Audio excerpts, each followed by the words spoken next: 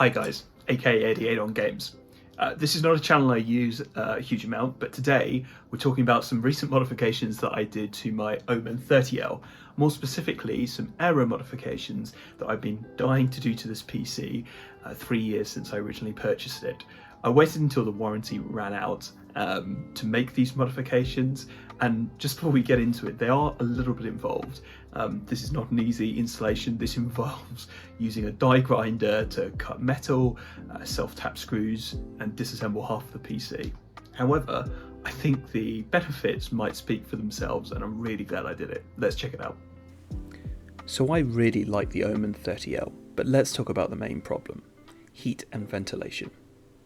When I first got the PC, under heavy gaming loads it was quite common to see 90 to 100 degrees C on the CPU, causing it to thermal throttle and slow the system down. The principal reason for this is there was only one 120mm inlet fan on the PC. Now, it was relatively easy to add a second on the bottom of the PC, but beyond that there was no room for further expansion.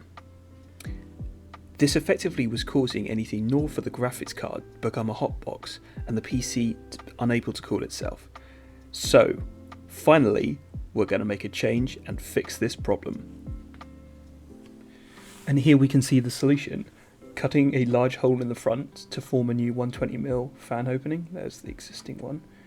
You can probably see this is quite difficult because right behind there is a hard drive cage. But even that being said, there's quite a lot of room for ventilation to flow. Now here we come around to the back.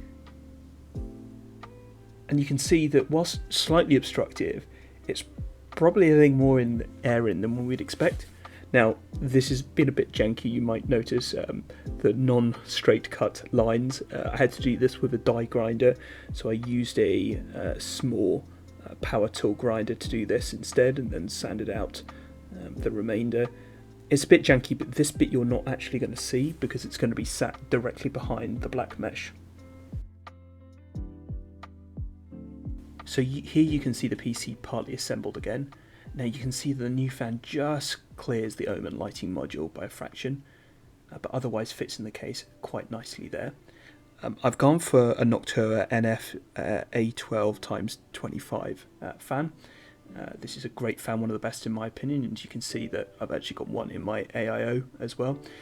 Here we see the front fans with a Noctua case fan. Now I know not great fan on fan action there and a bit of janky screws sticking out, but generally speaking the airflow there is going to create a lovely cool chamber above the graphics card so that the CPU's got some hope of staying cool there.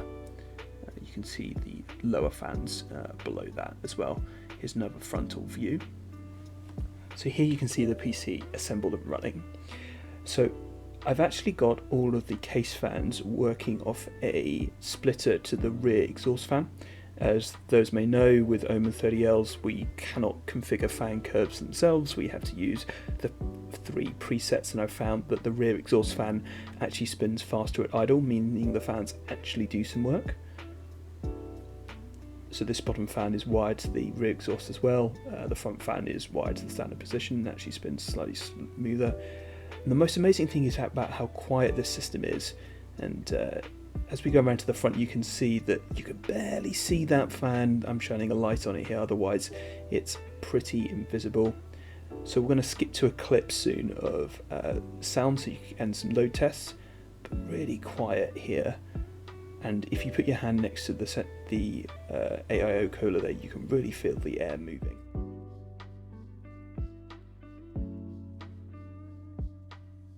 Jumping into The Witcher 3 now, after about half an hour of gaming, you can see we're below 70 degrees C.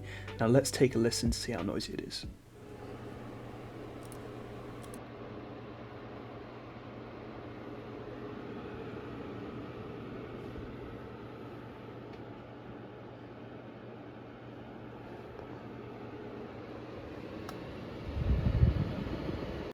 So really quite quiet, and that's max fans. Now let's take a listen with the case off.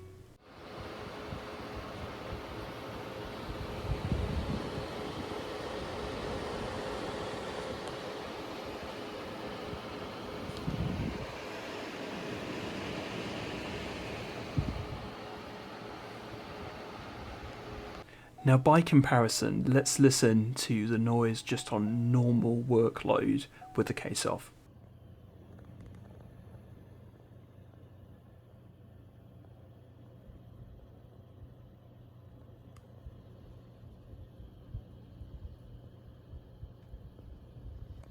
So I've got a little bit more testing to do, but in the time that I spent during the weekend playing games, 70 degrees was pretty much as warm as the CPU got, even though the GPU was at sort of 80 degrees and some AAA games. Slightly older games, say like Men of War 2, which is kind of slightly labour intensive, I was really seeing sort of 55 degrees, which is crazy from the standard setting whereby running either of those games would have had it in the 80s or high 90s. More work to do. It's definitely not a finished product, but I think it's a good start. Hey guys, that's it for now.